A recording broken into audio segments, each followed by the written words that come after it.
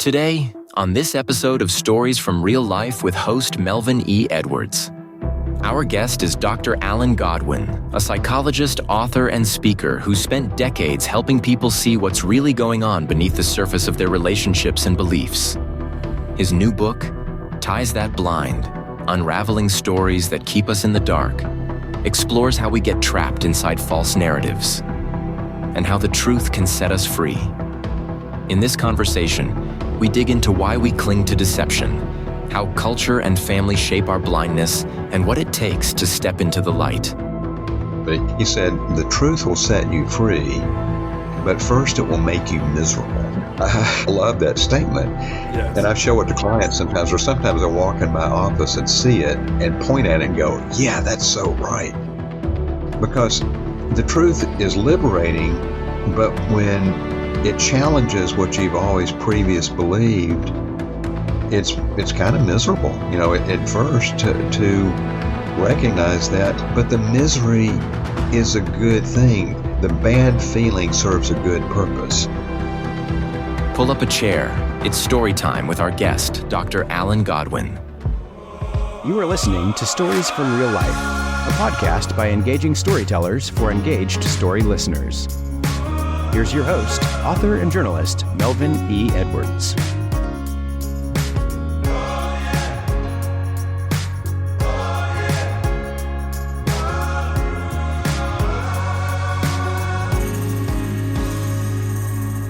Hello again, and welcome to another episode of Stories from Real Life. I'm your host, Melvin E. Edwards.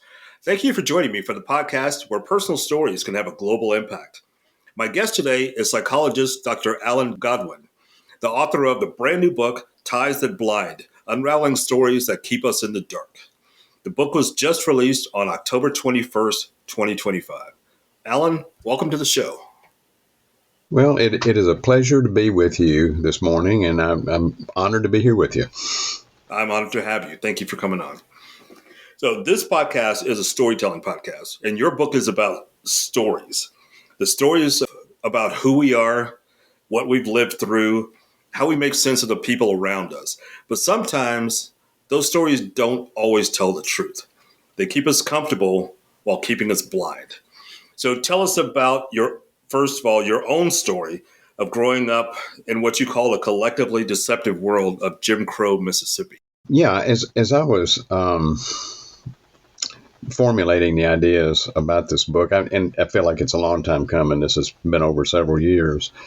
The thing that I work with a lot of individuals in my psychology practice who've been deceived in some personal story. And I tell, one of the stories I tell in the book is about an individual who grew up in a very dysfunctional family. And in order to get along in that family, she had to buy into the family story.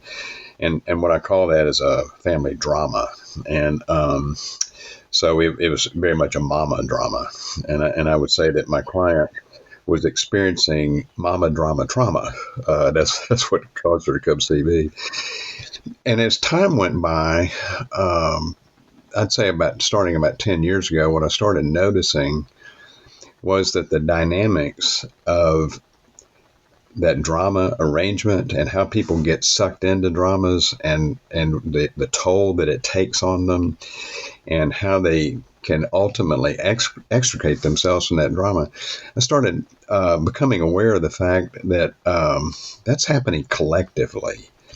It's not just individuals, but what I was starting to become aware of is that there were masses of people that were buying into a deceptive story and being hoodwinked. And so what that did was it led me to start reading. I probably read five or six dozen different books on authoritarians, demagogues, demagogic systems. And if you look at how that happens collectively, it's really just the collective version of how it happens individually.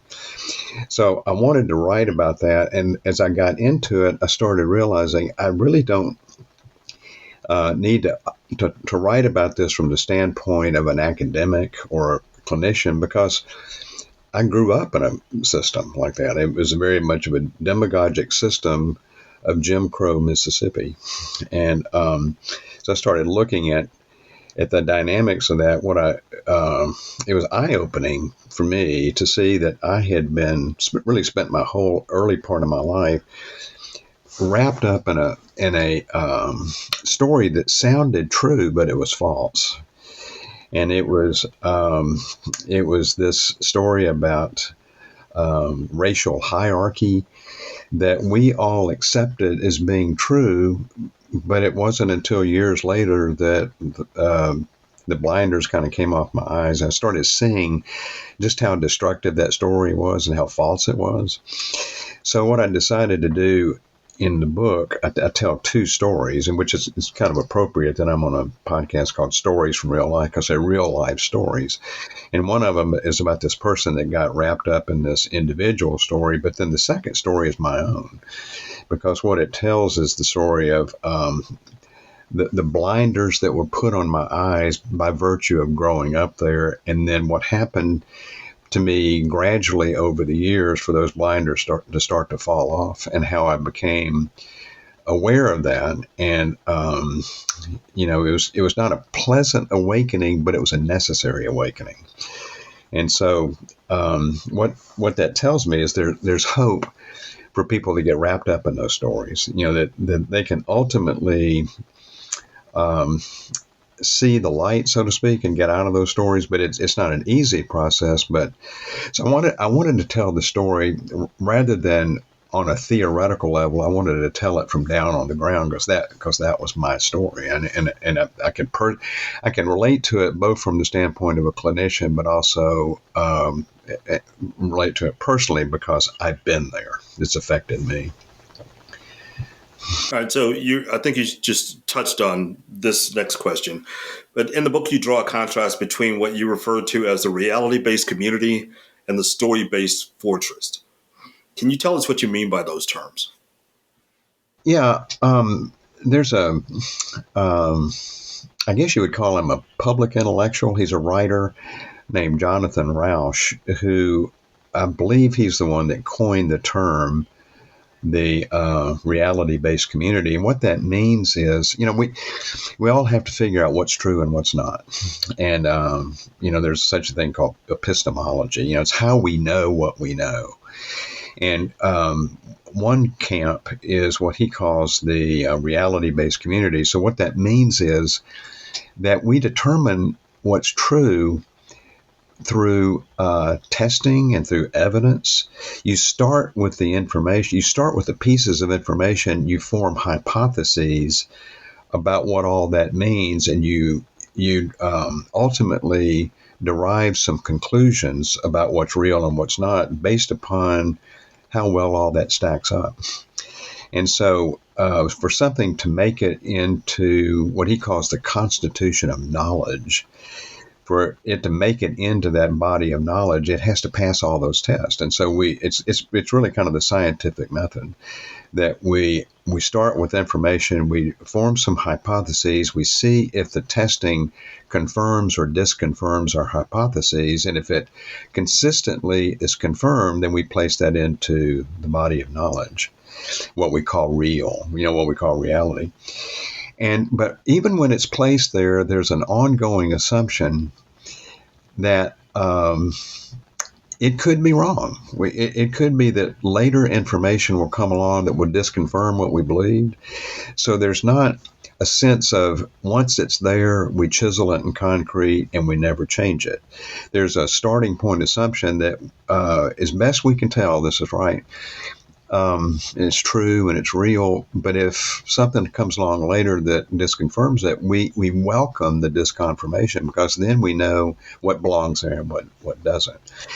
So that's one epistemological system, that you arrive at reality that way. Now there's an alternate system, and this is, I don't know that I've seen anybody else use this term. This is my term, and I call it the story-based fortress.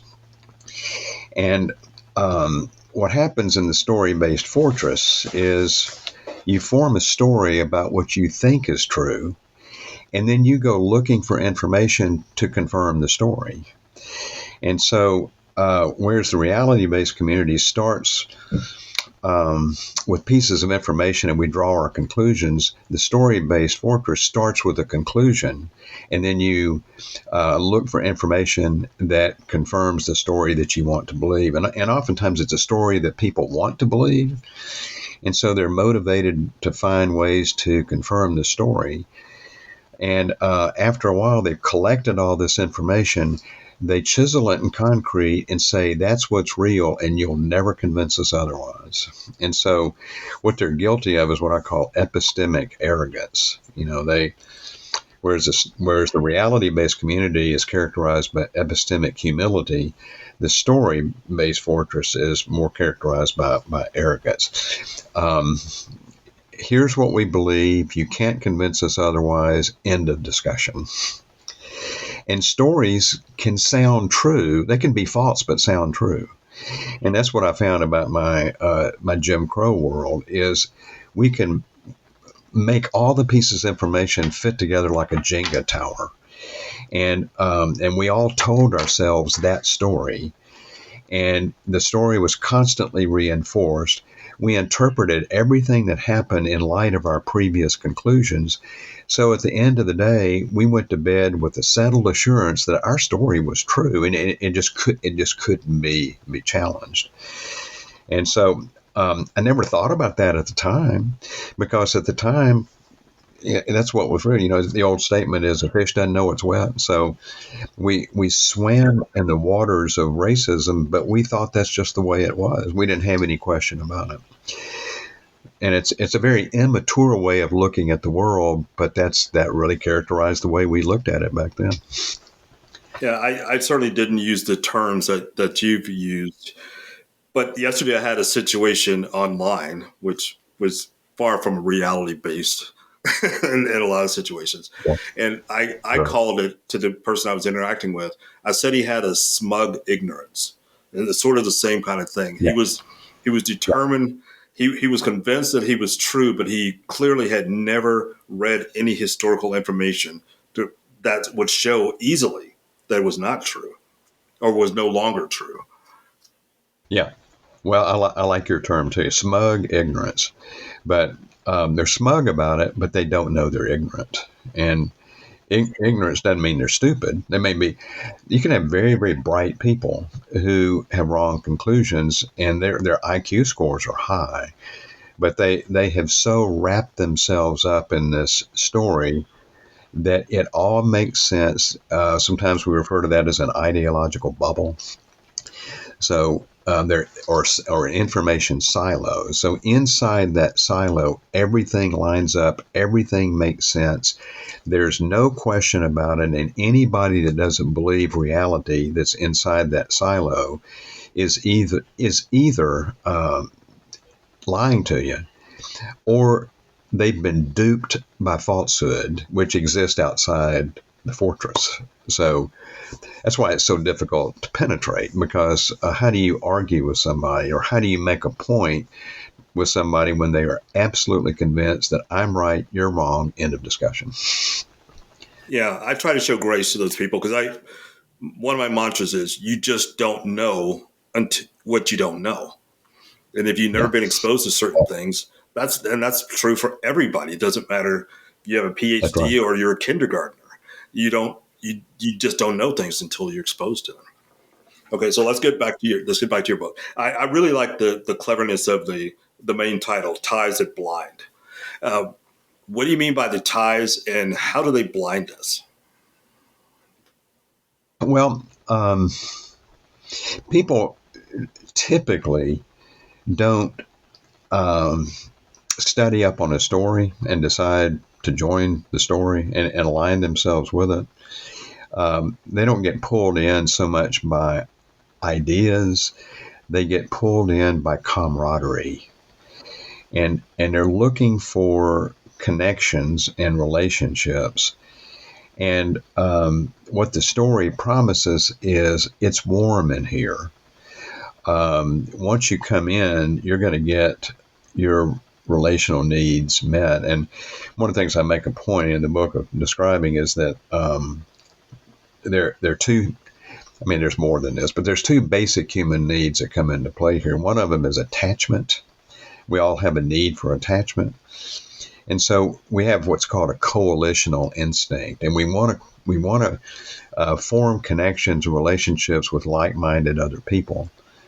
And so here's a place, the story, which opens its doors to people who are willing to come in and be a part of the story. And so what it promises is we will meet your connection needs, your attachment needs. I won't say it outright, but that's sort of the underlying pull. That's what makes it so compelling. So, but what they don't realize by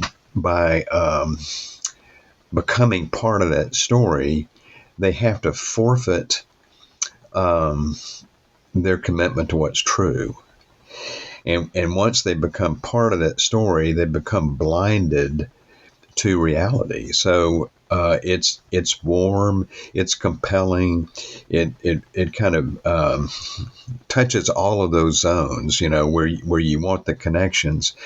But in order to become part of the story, you have to, on some level, be willing to give up your take on what's real and what's not to become part of the story. And it's not inside the story. It's obligatory that you have to do that. You're not free to think for yourself. You need to align your ideas and your thoughts with the story, and so people become part of it. And all this is very subtle, and so almost nobody knows that this is happening. It sort of happens in the shadows of their psyches, where it's operative, but they don't necessarily know that's what's occurring. So they're blinded. Well, that was actually going to be my next question. The subtitle is "Stories to Keep Us in the Dark." So can you explain what you mean by stories? You use that term a lot. Are those personal narratives, cultural myths, or sort of relational scripts? I'd say all of the above. What I talk to people on an individual level in my office a lot of times people come in to my office and they're distressed, but they don't know why they're distressed. Maybe they have some symptoms of like anxiety or depression, but they're not sure why. And so one of the things I feel like is really important to do is to unpack that a little bit. How'd you get here? What caused this mood state? And not always, but so often what I found over the years is once we start unpacking their account of how they got there, what we find is that they've been manipulated in relationships, but it's emotional manipulation, and becoming part of that, what I call the drama. They become part of somebody's drama, but they don't know that. And what I have found over the years is that drama participation really takes its toll on you. And the quick way to put that is drama participation will drive you crazy. It will make you sick, and it'll wear you out. I mean, it's just exhausting to be part of a drama. And so it really takes its toll. And I think a lot of times that's the backdrop of why somebody is depressed. So sometimes those stories operate on individual levels. And we can look at it and we can see that this person, their mood state is attributable to the ongoing up-close relationship with this drama person. Now, sometimes the drama is a collective drama. And so they bought into this societal narrative, this collective narrative. And so it's had the same effect on them, but they don't really know why. And so sometimes we have to unpack that story too. But I'll tell you something else I've noticed. A lot of times when people have been deceived collectively, they don't come in necessarily for help with that. What they do come in for help with is trying to answer the question, what has happened to Uncle Fred?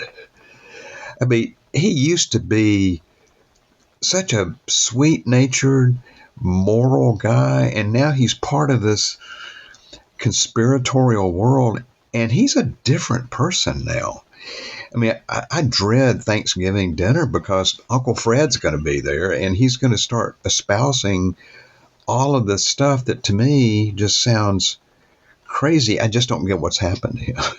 So a lot of times those are the questions, that people bring into my office when the story has been a collectively deceptive story. Wow. So what are some of the mechanisms that sort of tie us to these deceptions? Well, I think, like I was saying a few minutes ago, I think people get pulled into these stories because they want the connections. And here's a place inside the story that offers the warm embrace of crowd inclusion. And it's Saturday, so right now, so we go to football games, and there's something thrilling about watching a football game in a stadium versus watching it on TV, because you're sitting in the crowd and you're doing the wave and everybody's screaming at the same time. And so there's something really exhilarating about, in fact, Emile Durkheim, a French philosopher, called that collective effervescence. So there's just something about being part of that, that crowd thrill that is appealing to people. And so it's not just me. These are not just my ideas alone, but I'm part of a collective process that is just attractive, and it pulls me in. But the other thing that happens once you become part of it, it starts to distort your take on reality, because now you have to shape shift what you believe to match the collective beliefs. And what I say in the book is the theme of the book is when we embrace stories that distort reality and disintegrate the self. When I say disintegrate, what I mean is disintegrate. You have to split yourself apart in order to become part of the collective. So you have to become some lesser version of yourself to become part of this collective arrangement. And now, nobody spells that out. Nobody knows that's what's happening. But the longer people stay in these collectives, you find it starts to diminish who they are as individuals. They've had to forfeit individual identity for the collective identity of the group. And if part of the collective identity of the group involves immoral actions, then it will take this previously very moral person and they'll lay those moralities aside and participate in collective immoralities. And I've got a million examples of that from my own growing up years in Jim Crow, Mississippi. People, lovely, wonderful people, who went to church on Sundays, but what they advocated in their day-to-day lives was racial discrimination, racial oppression, white supremacy, but they never saw the connection. They didn't see the latter being a reflection of the former, and they just didn't make that connection. So to them, it was all just healthy and normal.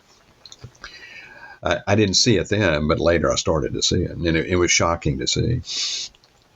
All right, that makes me think of two questions. I'll ask them separately here rather than trying to combine them. What role does self-awareness play in beginning to unravel these stories?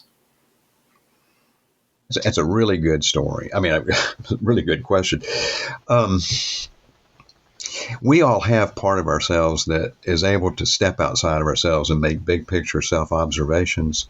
And sometimes in my field, this is sort of a technical term, you call that the observing ego. And so it is your ability to self-observe, self-monitor, and self-correct. So it's the dot connecting part of yourself. And the illustration I use with the students in the class that I teach is it's like the observing ego is like a press box on a football field. And again, we're in football season. So if you've ever noticed a football player, a quarterback, when he comes off the field, one of the first things he usually does is he takes off his helmet, he puts on a headset. Well, who's he talking to? Well, he's talking to some of the coaches on the sidelines, but usually he's talking to the guys up in the press box who can say from up there, we can tell you why you just got smeared for that 22-yard loss. Here's the correction you need to make. Or they can say, game plan is working perfectly, don't change a thing. The quarterback takes that input from up top, puts his helmet back on, goes back out onto the field where all he can do is see horizontally, but he's better off because he just had that big picture conversation. That's like an observing ego.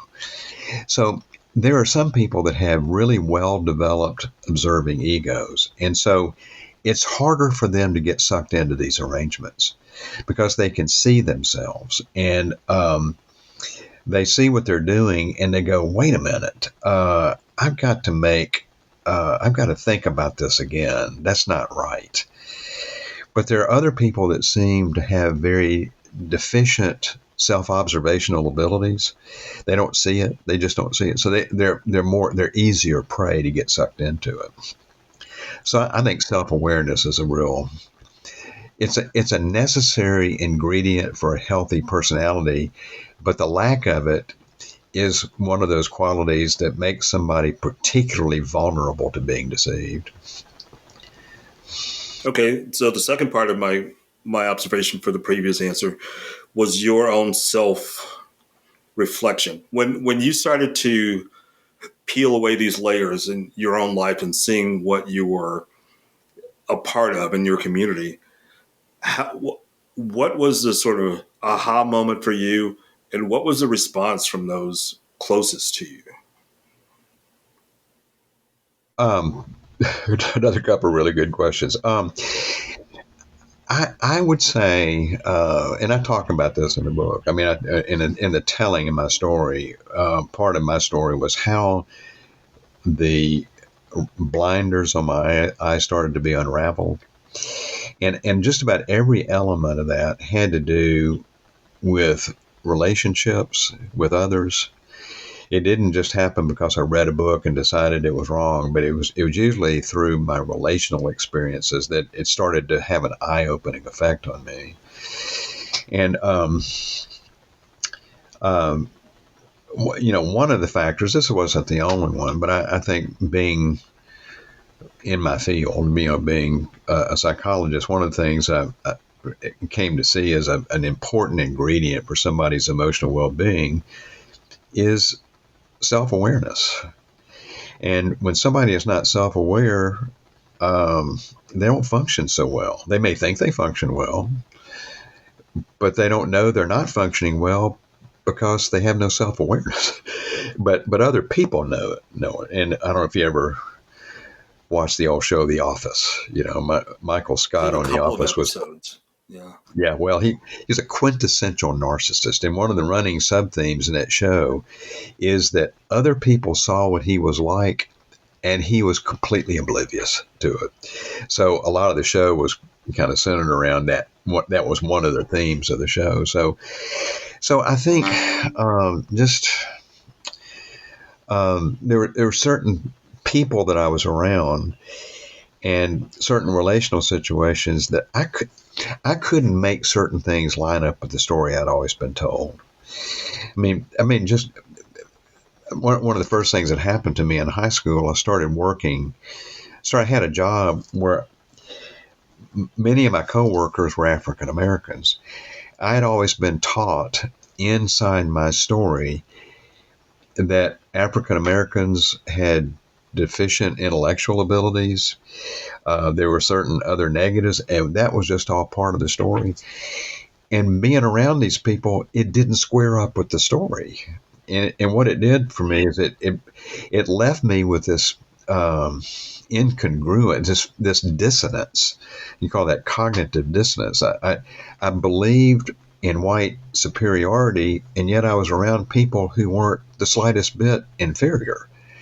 And that created a dissonance in me, and I couldn't make that line up. So I had to start to make some mental shift to say, there's something wrong with the story I was being told because it doesn't line up with the reality that I'm seeing happen before my very eyes.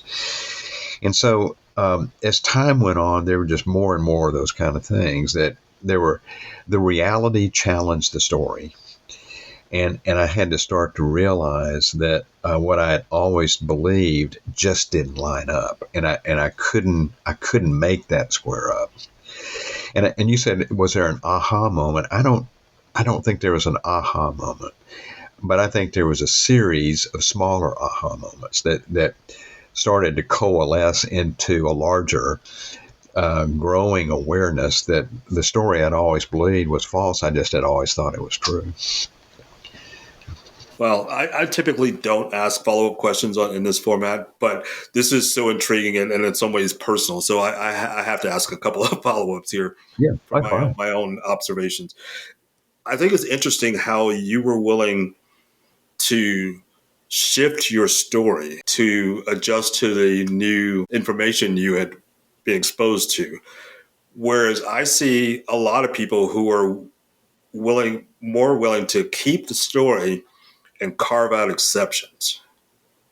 So the people you would have worked with would have been different. They would have been an exception. They wouldn't have been a challenge to what you thought was a fact. Yeah. I mean, and that's why I say it wasn't one aha moment. There was just we're talking. This took place over decades, and so. There wasn't an afternoon where suddenly all the lights came on for me, but I think there was just a series of events over time that I found myself becoming increasingly uncomfortable with the story I was being told. And I think that's another feature of emotional health and well-being, is to have a bad feeling about bad things. And some of the feelings I had were uncomfortable feelings, but that was a good thing that I felt uncomfortable about it, because by being uncomfortable about it, it motivated me to try to change my perspectives. And there's a saying that's been attributed to James A. Garfield, our 20th president. In fact, I like it so much it hangs on my office wall. But he said, the truth will set you free, but first it will make you miserable. And I love that statement. Yes. And I show it to clients sometimes, or sometimes I walk in my office and see it and point at it and go, yeah, that's so right. Because the truth is liberating, but when it challenges what you've always previous believed, it's kind of miserable, at first to recognize that. But the misery is a good thing. The bad feeling serves a good purpose. If you allow that to start to shift away from a false story to actual reality. Okay, so you've written before about difficult relationships. How does Ties That Blind relate to or differ from your earlier books, like How to Solve Your People Problems? Yeah. The first book that I wrote, there's a couple of motivations in writing the book. Over the course of my career, I've seen a lot of couples and who come in wanting to work things out, but they don't know how to work things out. And in some cases, it's an information deficit. They genuinely want to resolve their conflict problems, but they are at a loss for how to do that. I had a lady come in one time. She was a physician, and her husband was an educator. And toward the end of the first intake session, I said, "What are you guys hoping that this does for you to come see me?" And like that, she said, "I want to work things out." And he agreed. And I said, "Well, that's great. That's a worthy objective. But let me ask you something. What does working things out mean?" And just as quickly, she said, "I have no idea." And here she was, a physician. It wasn't a very bright person, and so was he. But they were really clueless at knowing how to resolve things. And so that's not an unusual answer. People really know it. They know it They know they should, but they don't know how to do it. So part of the reason I wrote the first book was to try to spell that out. And I found myself saying those things so often over the years that after a while I thought, one of these days I ought to write this stuff down, and just for time saving purposes. And I originally thought, well, I'll take it to Kinko's and have them run it off, and I could charge people for what it cost me to copy it. But after a while, to my surprise, it did get published. So part of the book is how do you resolve conflict problems?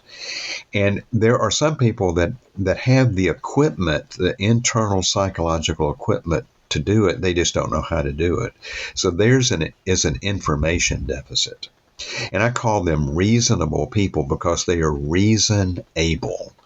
They have the ability and willingness to resolve things. They just need to learn how to do it and practice what they know. But the other part of that book had to do, but we have to address another topic. What about those people who you have in your life who you have problems with, but they don't have reason abilities? And we call them unreasonable or unreasonable. They have neither the ability nor willingness to resolve things. They just want to be right. What do you do with those people? So you can't use normal conflict resolution methods with those people because they don't have the prerequisite qualities to engage in problem solving.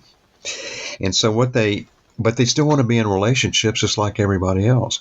So what they engage in instead of problem solving is drama. Now, the way the drama works is my role in our relationship is this, your role in this relationship is that. As long as we both stay inside of our drama roles, we'll have a great relationship.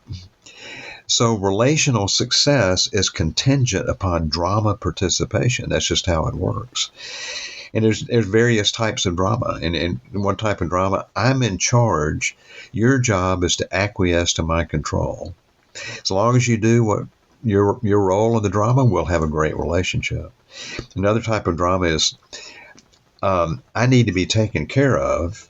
Your job in our relationship is to take care of me. As long as we both stay in our roles, we'll have a great relationship. So there's various types of drama.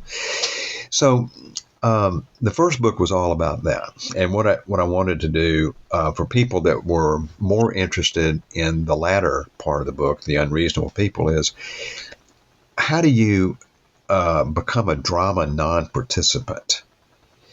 All the obligations are to stay in the drama, and you pay a price if you don't. So how do you extricate yourself from dramas that you found yourself wrapped up in? So that first book was really about how that happens to people on an individual level. And with that as the backdrop, as the years went by, I started realizing, well, there is a collective version of that. There is such a thing as a collective drama. And particularly where you have somebody who's a demagogue or an authoritarian or a strongman. So my job is to be in control. Your job is to do what I need you to do. And as long as you do that, we'll all get along swimmingly. But it just doesn't work that way, as we know. So my interest shifted over time from how that happens individually to how that happens collectively. So that's really more the subject matter of the second book. But here's my contention. People ask questions, how does that happen to people? How can masses of people fall prey to conspiracy theories? Or how can masses of people lay aside their individual moral commitments and adopt the collective immoralities of a group? So if you can understand how that happens on an individual level, you're better equipped to understand how it happens on a collective level. So that's why I tried to combine both things in this first book. Is the first story is how it happens individually. The second story is how it happens collectively. If you can understand the former, you're better equipped to understand the latter. Well, I had an episode recently with a history professor, and we talked about revivalism, conspiracies, and celebrity culture. So It would be a great conversation if I had both of you on here together to talk about those things from your different fields of your expertise fields. That would be, I Yeah. think that'd be really, really compelling. Lots of overlap there. Yeah. Yeah. Yes. So, what role does forgiveness play in this process, whether it's forgiving others or forgiving ourselves? Well, it's a very good question. I get asked that all the time, and I'll tell you what. Um, here's what happens. Sometimes people feel like I'm so. When I think about with my eyes being open and how this person has manipulated me, when I think about it, I get mad. But if I'm mad about it, it shows that I haven't forgiven them.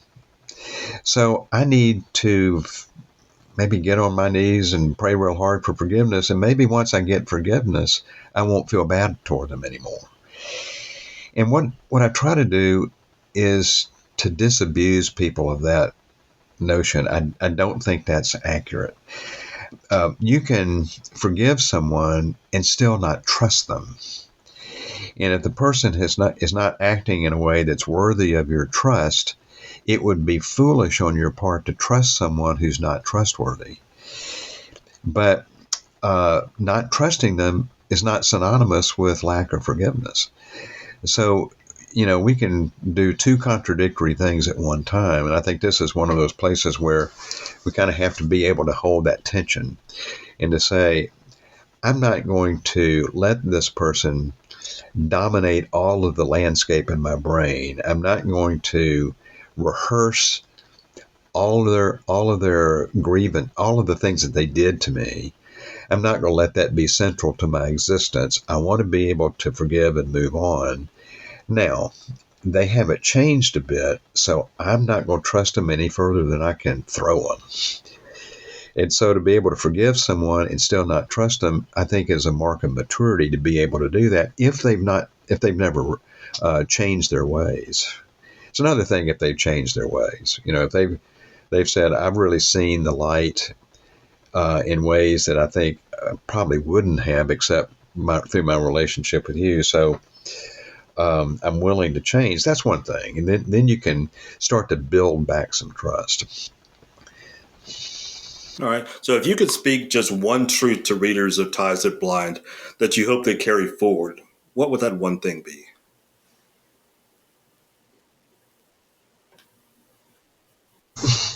I use a statement in the book a couple of times. I think I wrote it down here. I want to read it to you. It says,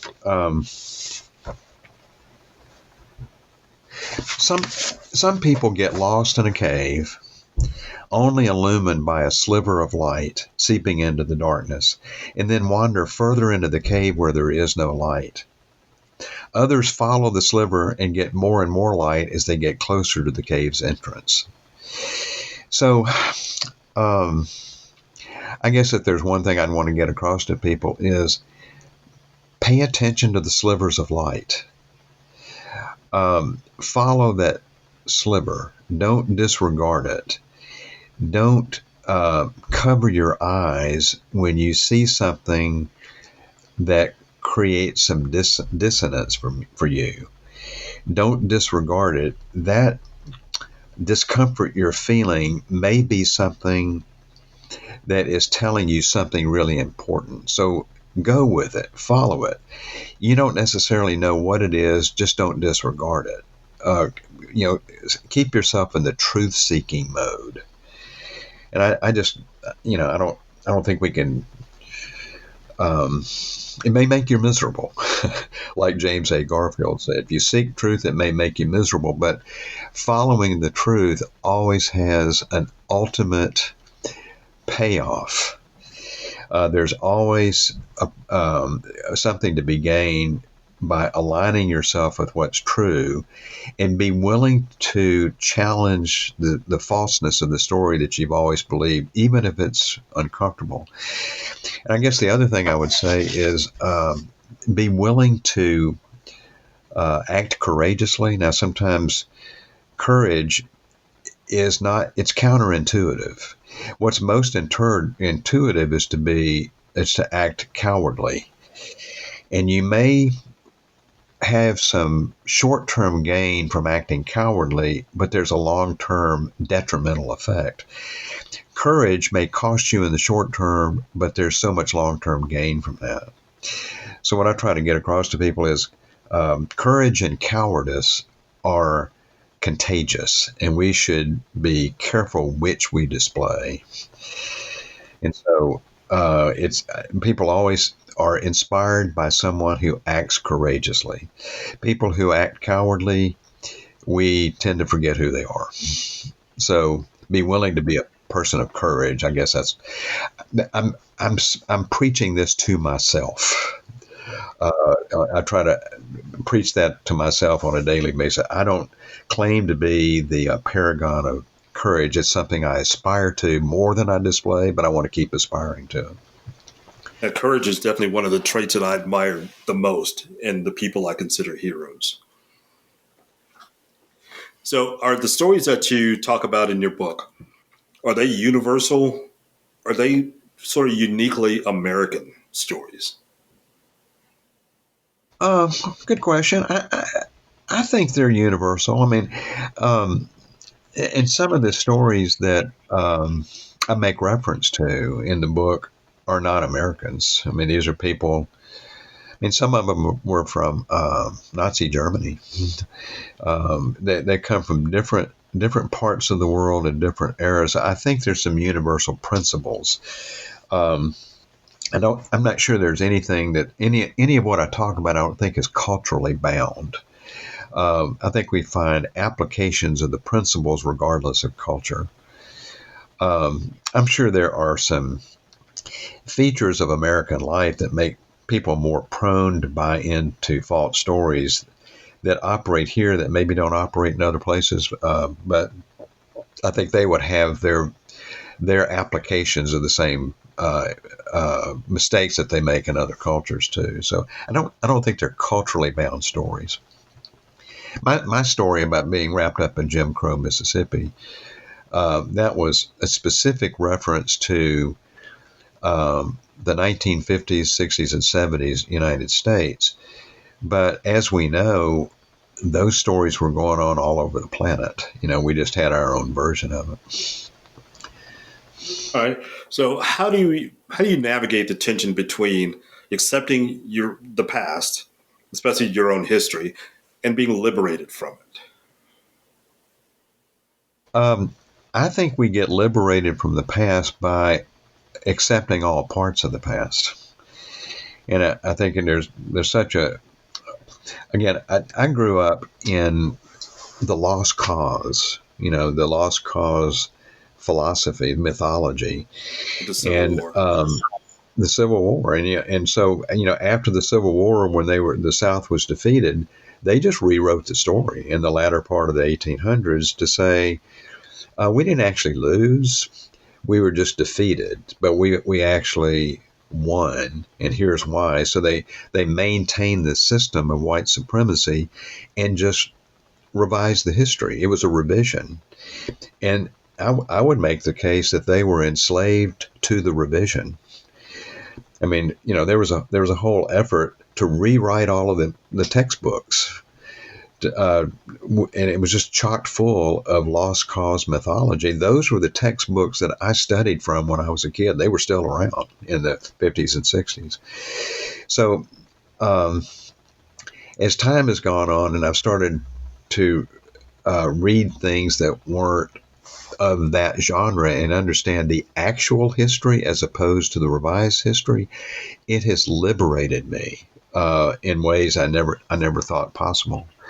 I use this analogy that I felt like I had grown up in a house and there was a door that I never opened to that house. And then once I started reading all the history that I'd never been taught, it's like I opened that door and there were several wings to that house that I never knew were there. That it really opened my eyes and it liberated me. So sometimes what people who want to go back and reinforce the old revisionist history will call what we're currently doing is revisionist history. And it's not revisionist history. We're revising history that was long ago revised. And we can't, it actually unshackles us from the dictates of that old story. So it's very, very liberating to people. So again, I go back to that statement, the truth will set you free. Yeah, I try to limit the amount of politics that I have on my show, but I can't ignore the current situations with the president and administration of trying to, what they think is revising the revision of the Civil War by replacing the statues that were removed, reinstituting the names of Confederate generals on military bases. Because I guess I come to this conclusion that that's the era they think was the great era that they want to return to make America great again. There has to have been a certain part that they thought was the great part that they want to return to. That seems like a reasonable conclusion to me when I see those kinds of things. Well, yeah, I mean, I thoroughly agree with you on that, and it's not eliminating revisionist history; it's reinstituting a revision because it's the story they want to believe. And that's the thing about a story is it doesn't have to be true. It just needs to be explanatory. And this is the explanation they want to believe, they want to hold on to, so they double down on the story and call anybody that doesn't believe the revision a liar or supporting deception. And so that in and of itself is the deception. Yes, I agree. And one more thing about that, and then we'll move on because we just have a couple questions left. I worked at the Texas Capitol for 5 years for different elected officials, including the governor. And there's on the southernmost point of the Texas Capitol grounds, there's a monument for Confederate soldiers. And there's a plaque on that monument that if you read that plaque and you didn't understand history, you would think, of course, these Confederate soldiers were the good guys. They were the heroes from reading just one single paragraph. And that's the narrative that so many people grew up with, as you mentioned. And it seems to be difficult for those people to let go of that story. It's convenient to keep believing the story. And it's most settling to continue to believe what you've always believed, because everything fits into neat little boxes. And in the way I describe it, sometimes it's like a Jenga tower. You know, it all fits in. It all fits so together in such a satisfactory way. It doesn't leave any loose ends, and there's no ugliness in the story. So we just rewrite the story and make it what we want it to be. Okay, your book ultimately strikes a hopeful tone. So why did you choose to end it that way? Well, I think people are prone to one of two errors. One is to say, it's not that bad. Let's just keep on going. Everything will turn around. You'll see. And so it's very much of a Pollyanna kind of view. I think it's irrational exuberance. You know, it's this way of just saying everything's going to turn out just fine. That's one error. I think the other error that people can make is, well, that's it. We're done. There's nothing that can be done. So I'm just going to stop paying attention and let me focus on the things in my life that give me some peace and joy. And I don't bother me with all that stuff that's going on. And ironically, the first group does the same thing. Everything's fine. I'm not going to pay attention. The second group says everything's horrible. I'm not going to pay attention. Well, when nobody's paying attention, that's exactly what authoritarians want, is nobody paying attention. Then they have a free hand to do whatever they want to do. So neither one of those, I think, is a truly hopeful position. I think it's more hopeful to say we may not be able to accomplish everything we'd like to accomplish right now, but that doesn't mean we're going to stop trying. One of the things that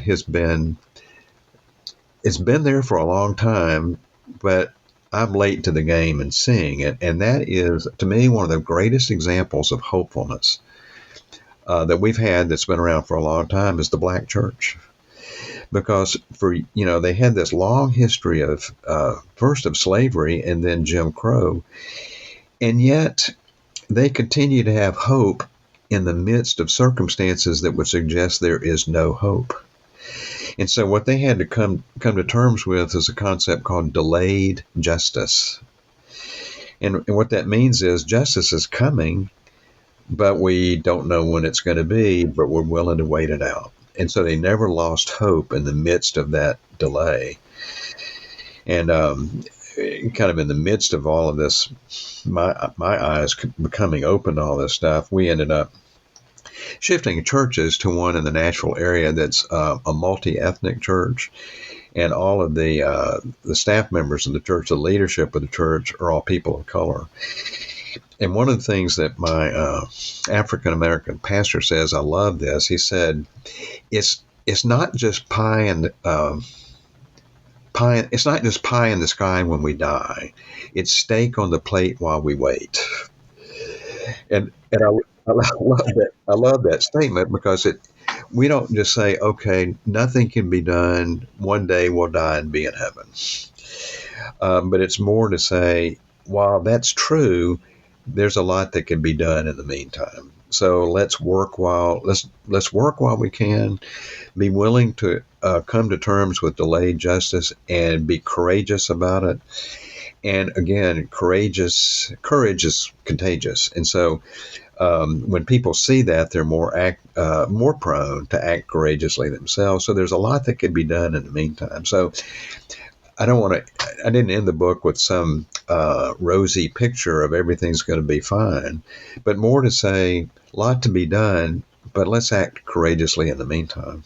Okay, a final question that I ask all of my guests.